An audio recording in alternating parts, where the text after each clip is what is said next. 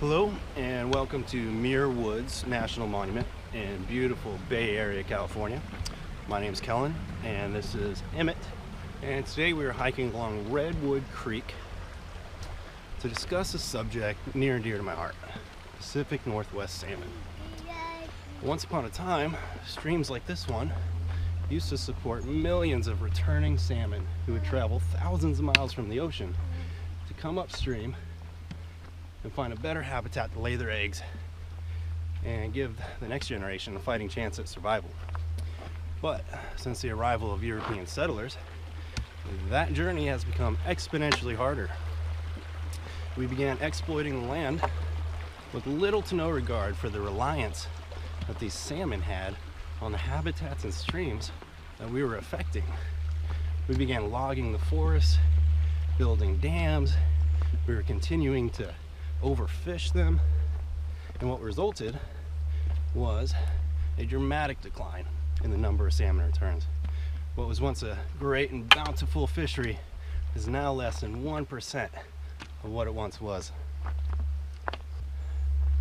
We were treating the salmon like they were an inexhaustible resource, as if our actions had no effects on them, as if we could do whatever we wanted and they were always going to be there. Continue to fish, continue to log, continue to mine, continue to build hydroelectric dams that no longer allowed passage for the fish. And it just wasn't the case. Our actions most certainly do have an effect on these great salmon. Now, logging practices have come a long ways since the late 1800s, early 1900s, but back then they were extremely destructive to streams and rivers that salmon relied on. They began removing trees right from the river's edge, which the salmon rely on. Riparian forests are extremely important to water quality. They provide shade, which affects the water temperature.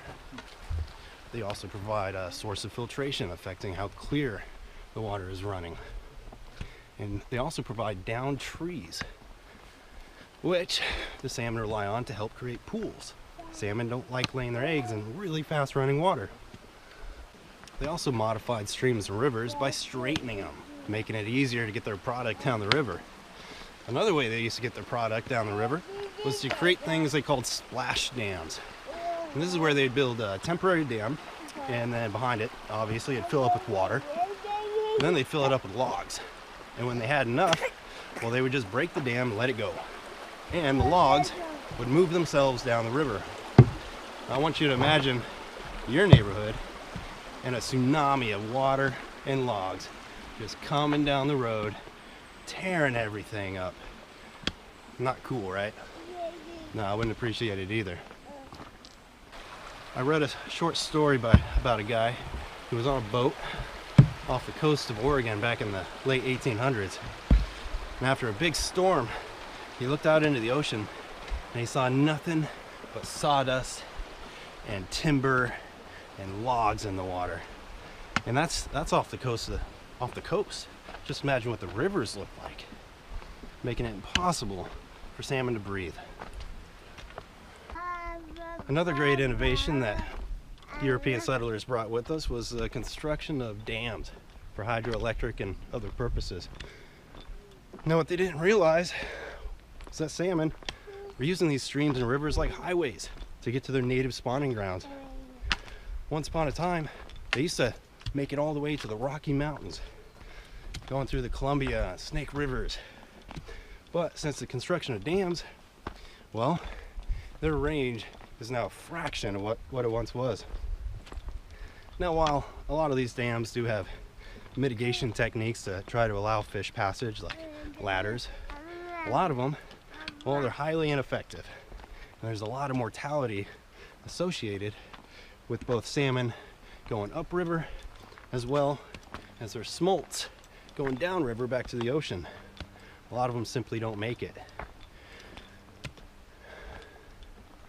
Now, nowadays, there's quite a few dams that just aren't being used anymore. And there's projects out there to remove them. Now, back where I'm from in Willamette Valley, Oregon, there was a dam near Brownsville that was recently removed. Now it's just a small one though. If we want to see salmon return to their historic ranges, we're gonna have to get rid of all of them. So the politicians and fishery managers, well, they thought they had a solution to this issue of wanting to continue to fish and exploit the land without actually doing anything to change their harmful practices. And what they came up with was this hatchery program. It started down here in California on the San Jose River.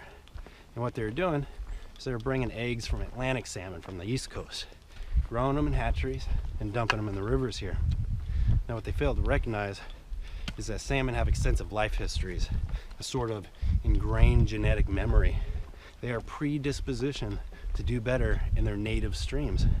So taking them from one and dumping them in another, that could be bad juju.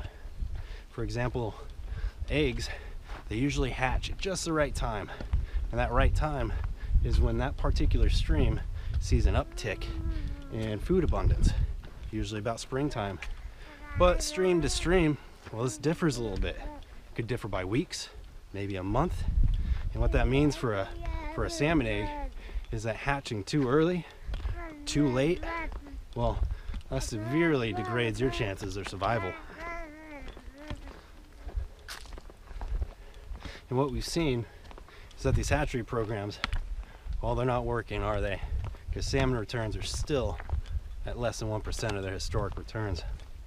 And not only that, they're having a harmful effect on the wild populations of salmon. Because hatchery salmon, well, they have reduced genetic diversity. And in a nutshell, what that means is that they're very simple salmon. They don't have life experience, the genetic experience to bounce back from catastrophic events. It's been proven that populations with high genetic diversity are much more likely to recover from events such as mudslides or volcanic eruptions that could cause a temporary extinction of salmon from a certain reach. Populations with high genetic diversity, they're more likely to repopulate those reaches.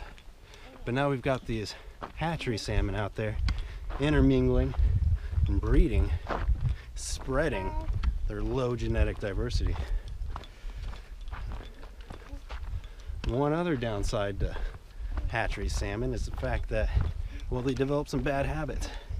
In a hatchery, when they see a shadow pass over the top of them, well, that means it's probably a human coming by to feed them. It's mealtime, so they rise to the top of the water. But in the wild, that shadow, probably not a human, it's probably a bird. So it increases their risk of predation. And hatchery salmon simply do not do as well in the wild as wild populations do. Salmon are an amazing and resilient species, but only to a point. Culmination of overfishing, harmful logging practices, and mining practices. The building of dams and the misguided approach to preservation through hatchery programs have all culminated in pushing this great species to the brink of extinction. Is it too late to save them? I like to think it's not, but we need to change our outlook and our approach. We need to bring a different attitude to the table than the European settlers did who first arrived in the 1800s. We need to treat the salmon more like a cohabitants of the earth and less like a monetary resource to be exploited for our own personal gain. Thanks for joining us. We'll see you next time.